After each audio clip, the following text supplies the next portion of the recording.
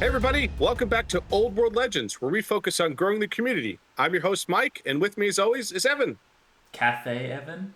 That doesn't really roll off the tongue, I don't think. No, it doesn't. But that doesn't mean we're not excited about Cathay, because we definitely are. And so is so many players from our community. Oh, my goodness. Yes. We were joking, like, we think the later half of this year, Cathay comes out pretty soon. We might go to our events, and it might be three-quarters of the players are all playing Cathay because everyone's so excited about it. But that's okay. The models are amazing. The army is exciting. And we got a little bit of insight today from the GW team, didn't we?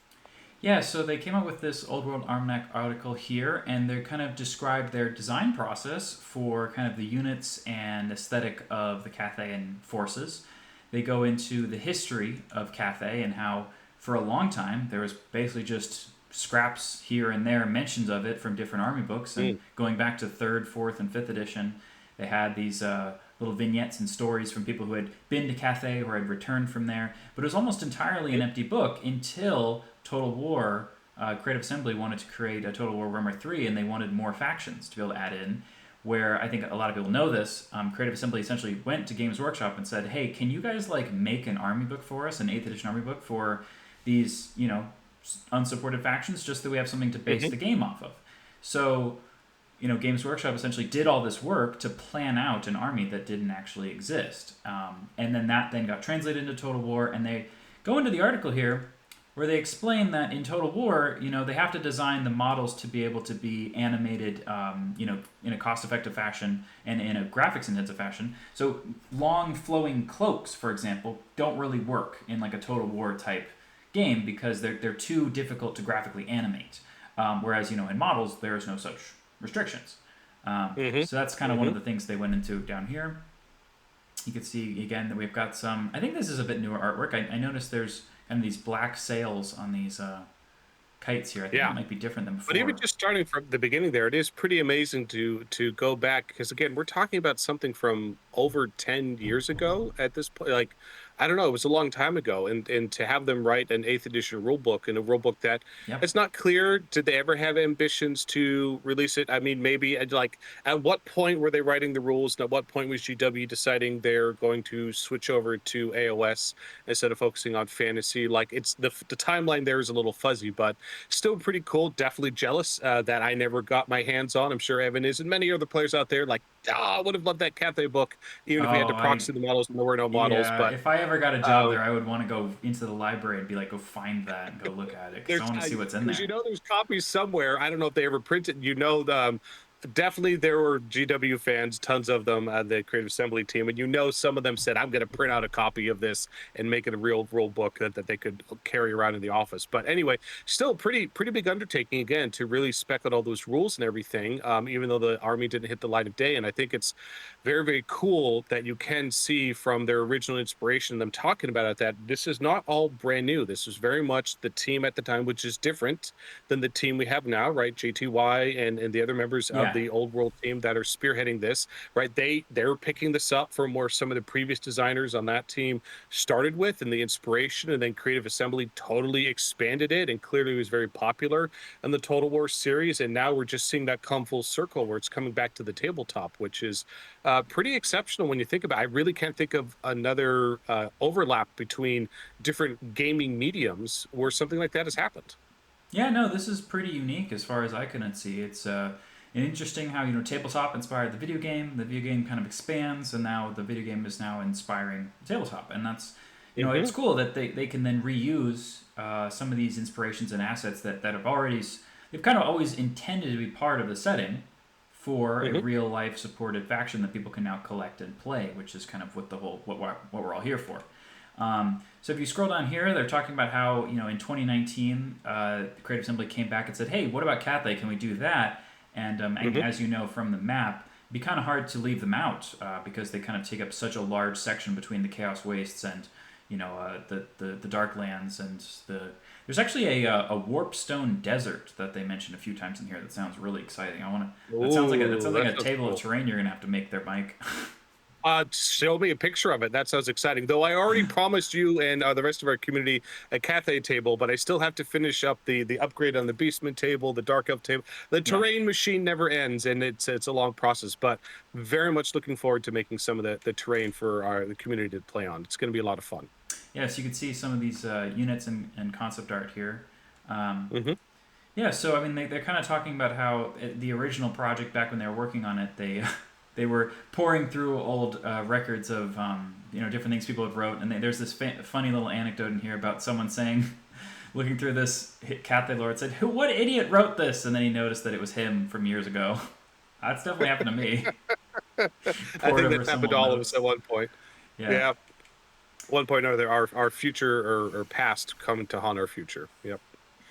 So they do mention that when they designed Cathay, they wanted to make sure not to retcon anything, so it doesn't contradict any of the lore before. But they do mention that some of the lore, like in the Lizardmen or Ogre Kingdoms books, or in Tamarcon and things like that, they may have been based from those races and those factions' points of view, where they may have believed that they had met the Dragon Emperor or someone when they had actually just met like a functionary or a local official, and so that's a way to help explain and kind of paper over some of those relatively old lore of these minor little anecdotes that is now kind of replaced by a much more authentic and Cathay focused setting.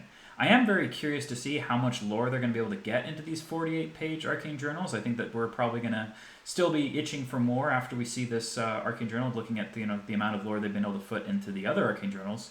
There's kind of just a story that kind of leads up to a couple of battles and follows a couple of primary characters, but the whole like entire history of this faction from the dawn of time until today, that's probably more in that main army book, or the main rule book Yeah, at this point. and I think they do a very good job, knowing that they have to keep the arcane journals fairly concise in terms of it, but they do put a lot of great stuff in there. But actually, one of the things I missed the most, actually, from the arcane journals that the army books would typically provide, and hopefully we're going to see those in the second edition of the game. They're working on second edition at this point. Old World is very successful and it's taking off, so that's coming. We don't know when, but it's definitely going to happen. But actually, Evan, one of the things I missed the most in terms of lore is actually just remember, the core army books had each unit had a whole page. Yeah, And the page was talking about the lore of that unit, the history of that unit, how that unit came about, cool things the unit had done, and because there's the whole art history of the culture and the race and everything, but then there's the individual unit lores, and that's one of the things I missed the most, or I guess I'm looking forward to, that hopefully I'm confident they will, because they've always been profitable for GW. We all like to collect the books, just like we like to collect the models. So I'm confident when we get to second edition of the game, we're going to hopefully see some really cool army books come out, and I think that will be the canvas to really start fleshing out the lore. yeah. I guess it's a challenging balance to walk, because in AOS and 40K they kind of do these full army releases where there's a new book, new rules for everything. They take mostly the same lore from before and kind of carry it on over, Yep. minusing all the units that they've then cut out for the new version and adding in all the new stuff. But Old World has kind of really diverged from that pattern, and instead they released everything all at once in these kind of more bundled together books, like the Forces of Fantasy and the Ravening Hordes, and then the kind of the Hmm. core rule book. And then they said, okay, well, one at a time, you're going to get a supplemental book, which isn't actually going to be an army book replacing all those rules, but is instead just going to be extra stuff. And then the question is, well, now we've gotten all 9 arcane journals for the original supported factions, and we're about to Hmm. get the 10th one for Cathay. What's after that? Is it going to be army books again? Or are we going to have arcane journals that are like campaign book focused? Are we going to have arcane journals for Cathay, Dogs of War, Kislev, and all that stuff? Like, I don't know. It's an They exciting did time. tease that there is another arcane journal, that is coming. They didn't announce what it was yet, but we also see again their release schedule has significantly sped up, right? Versus last year where it was much more like one per quarter in terms of what they were releasing.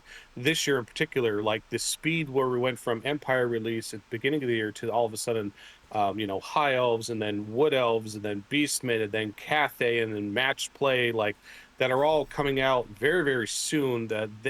the timetable has accelerated significantly compared to what they were doing before, which is always a good sign when you see that happening. It means they are trying to get this content out there because they see that there is a market, there's a player base, a community that's just like, yes, please give us more. We love this. So that means later the second half of this year and next year, they're going to have to fill that up with stuff too, right? So if they didn't have any plans, they wouldn't be accelerating the release schedule. So I think they have awesome plans in the works, and we just don't know what they are yet. Yes.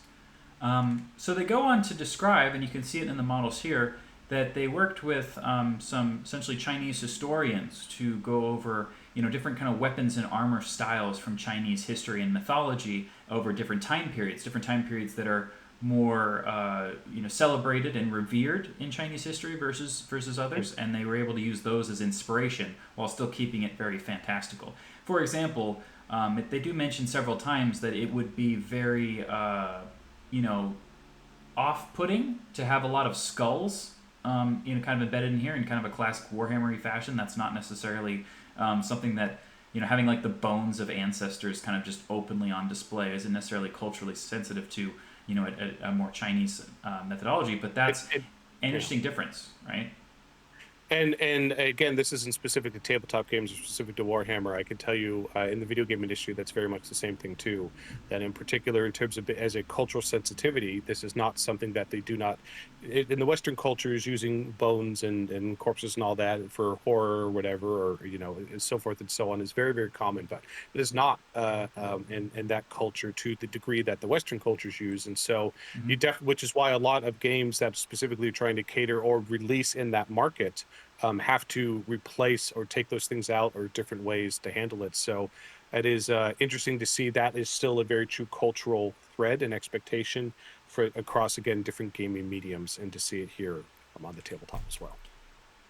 Yeah, and there's a little bit maybe more obvious inspirations here where you look at like the way the dragons are depicted. However, they're still very unique and designed for Warhammer specifically, even though they're inspired by the Chinese fantastical dragons. As you can see there, this this dragon character is more thick in its kind of spine than like a fantastical dragon that at least I've seen, because I've gone to many Chinese cultural parks here where I live. There's quite a lot of that. And then there's other stuff that they mention in here, specifically how they wanted to make sure to be only drawing inspiration from Chinese culture, even though it is very related and similar in some more naive aspects to Japanese and Korean culture. They wanted to make sure not to be blending that all together, because in Asian customs that's very defined and different, and people will be able to recognize that. And so when you want to draw inspiration for Cathay and not in Nippon or some other place, you want to make sure you are keeping these inspirations clear, and you're understanding what the rules are and then when to break them. They talk about that in the article as well. And when we get down I love that they're doing that, to your point there, just culture, not just because it makes it feel more like it's a fantastical representation of that culture and celebrating that culture, which I love, but I also love it because it leaves the door open for celebrating those other similar, adjacent Eastern cultures, right? That in the future, those could be alternate armies or alternate expansions and such. So again, it's kind of like a both celebrating the culture and a selfish, I hope we get more armies and to represent those other cultures in the future. So that's always a good sign. Yeah, so they worked with semioticians to go through those kind of authentic details and come up with those kind of artistic designs and uniqueness that can then be incorporated there, but still bring up to Warhammer. And a great example of this is the Longma, which is actually made up for Warhammer Fantasy and specifically for the Old World in general, because in Chinese mythology there is a flying unicorn horse, but it doesn't actually have wings, so it would be like a unicorn that's hovering. But that doesn't necessarily translate well to a model that needs to have kind of a very physical and visible way that it is being flown and being shown to be able to move through the air. So having that as their inspiration, they created the Longma, which is kind of it actually just means flying dragon or something like that, literally. And so they created this new creature, which is a product of being inspired by Chinese methodology, but wanting to bring it into the Warhammer space. In the same way that a dragon ogre is, as far as I understand, there's no culture around the world that came up with that idea. That sounds pretty Warhammery to me. Yeah, nothing I could think of. Yeah. But also the model is amazing, and the Yeah. artists have done such a great job. We're going to see so many versions of the conversions of this model, not just Mm. for this army, but other armies. It's so awesome, and the pose is great, and it's dynamic, and it's inspiring what they've created here, right? And just seeing again, this is a the team and their modern artistic sensibilities where the GW team has gone. There's a significant quality jump from these new releases like the Duke on the newer Pegasus, Mm. seeing this new creation for Cathay versus some of the monsters from 10, 15 years ago. It is really awesome to see how much their skill in model making has jumped. Yeah, and I think that that really provides those two different avenues to go down for people like you. You prefer to buy some of the newer kits; those that you're probably Mhm. drawn more to the armies that have the newer models than can be supported by them. And for someone like me, I'm more drawn to my nostalgic days of staring at my old sixth edition army book or sixth edition Nothing wrong with that at all. rule book and being like, man, I really want to make those specific dudes that I'm looking at right now, and then being Hmm. able to now do that years later is something that I really really enjoy. So You got to play that's with the models you love. That's yeah, always true. and this is a game that says, hey, go for it, and they seem very very open and welcoming to the idea that we're going to let you use the old metal crusty giant that you've had sitting in your closet for Mhm. 30 years, go for that, or use the newer one or something like that. And that's why they give you those Just options of different. small base size or bigger base size, so you can use whatever model you want. And it is interesting that is such a big policy shift, honestly, from GW, right? Because in particular for 40K, again, not so much for AOS because those are more newer model range, but 40K they've been going through the last decade or so, basically retiring the older model ranges, re-releasing in more modern model ranges, and they're looking for. And again, part of it was yes, of course, with the existing player base, how do you get them to get excited and move on to the new models. But they, for a long time, GW was pretty strict about you need to use the correct stuff on the bigger base, not using the older stuff in terms of their events and their position. But you saw it in Old World for the beginning, even where they had articles saying like unit fillers, right? Like that was. Would never have been necessarily permissible in the past from a formal GW event, but they're with Old World. They're like, yeah, go for it. Use the models you want. Use the old resin. Use the old plastic. Use unit fillers. Just play the game and have fun. And I just love so much that this team and that GW is supporting this team to have that approach to the hobby. So they go into some other details here on, for example, how they drew inspiration from what's called mountain armor, which is a type of armor that is seen depicted in Chinese artwork and in like the Terracotta Warriors, but that Mm. it seems impossible to actually physically make. No one's been able to replicate exactly what it appears to be. So it works perfectly as fantasy armor because it's very culturally inspired, while at the same time being something that didn't necessarily or isn't necessarily possible to exist. And they use that as the inspiration for the Terracotta Sentinel armor. It's kind of this like triangular wedges that piece together. And they also go into inspirations here. And one of the things I noticed is they talked about the Terracotta Warriors or the Terracotta Sentinels, potentially standing guard at the borders of Cathay for decades without needing to be activated, and then they could be all grown up with vines before they just suddenly become activated when an enemy army approaches. And I really like the Mm. idea of maybe like modeling the Terracotta Sentinel with like vines growing all up it, but then it has just recently been broken free and is walking towards you. It's like this giant mountain comes to life. I think that sounds cool. That's super cool. I think we're going to see some amazing kit bashes and models and paintings. Again, I love that they've out of the gate they have different versions of the Terracotta Warriors. This is a Jade one. This is this one. This is that one. So they're going to be so cool once players start getting those on the tabletop. Yeah, and then they're talking about the lanterns here and how I know that there are lantern festivals where they release the lanterns with the candles inside. So this obviously has a lot Hmm. of inspirations on that. Um, I don't know if hot air balloons of this sort were ever used in the Chinese military. I know that Napoleon used them in the Hmm. 19th century to be able to view things from long distances away. But Doesn't matter. It's super cool. yeah, and it's like armored. It's probably going to be kind of like a gyrocopter tank artillery. I don't know. I think we're going to have to find I don't out. know. It's going to be It looks huge. like a pretty big model though. Yeah, it's just like it's so cool, but you're going to need a special case to transport that for sure. Yeah, so here's where they're talking about the Terracotta Sentinel with the mountain armor. That's these kind of interlocking triangular type weave pieces. Mm-hmm, mm-hmm. Yeah, although I like you're saying, I think that there's a huge potential for kit bashing here and really making this piece your own. They even talk about in the lore that some of them are like from the Warpstone Desert. They can have like crusted chunks of warpstone stuck in them, and that's when they kind of have more chaotic energies. So I find that Nice. that would be a super interesting way to try to depict it. And they also talk about in here that they kind of imagine the Sentinels as almost having like light coming from the inside of them. That is kind of like they're being animated by like this bright magical light from the inside. Okay. So if So there we could was, see some OMS effects, right? yeah, I have no ability to do that, but if someone wants to try, apparently Or that's what you should OSL. do. Yeah, Yeah. obvious source Object lighting. source Yeah, lights. There we go.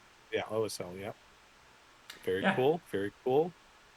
yeah. And so they were just talking about finally that basically that in when they're building it for Total War, they needed to give everyone individual stats so that they could then translate that into the into the Total War game. So in the 8th edition army book that they wrote, that's where they're coming from. So I imagine that they had quite, their work cut out for them to turn this into a real faction and have models designed because they had a lot of artwork, a lot of, lore built up already. So it seems Mm-hmm. like, in retrospect, like a really obvious choice to go with, which means that how is Kislev not also going to happen? It seems like if you did all the work for Kislev too, Oh, yeah. I'm confident it will happen, sir. I just don't know when. Will it be this edition? I think it Will it be will. next edition? I I think it don't will, know. Mike, because the core rulebook has Cathay, it has It Kislev, does. and it has It Dogs of does. War slash Tilia Estalia. It has all of that in there in the It lore does. of the book. Hmm. Kind of feels like if the main rulebook is trying to serve as our lore guide, and the arcane Hmm. journals are serving as rules or additional supplements, Hmm. then that core rulebook is the roadmap for what's being released. Well, it certainly has been so far, and also with artwork too. In terms of, there's been so many snippets of artwork hiding in plain sight, if you will, in the core rulebook that we just didn't know those were new models. We didn't know those were new characters. And remember, they have to fill the next half of this year up with cool stuff, and they have to fill up next year with cool stuff too. Because I would be surprised if the second edition was before 2027, but who knows? So I think there's a very good chance, Evan, and I think everybody wants to see that as well. But the cool thing is, they also said they got another article coming out real soon, diving more into the army and the faction. So Yeah. they said Cathay's coming soon. It certainly feels like it. The fact that they're focusing and releasing more articles about it feels like it's just around the corner. Could it be possibly a July release? Do we know yet? It feels like we're getting close to actually getting our hands on these models. I think that there's a lot of very strong rumors that it is being released in July, which is very fast. Yeah, way faster than I thought at the earliest a holiday release. But nope, bam, summer. Here we go. So hopefully, cross our fingers that that's true, and we'll be able to talk more about it soon. All right, cool. So we're wrapped up this exciting drop from GW. Great to see some insight from the design team and the inspiration back and forth. Evan, any more thoughts? Just that you got to stay legendary. All right, we'll see you all next time. Bye.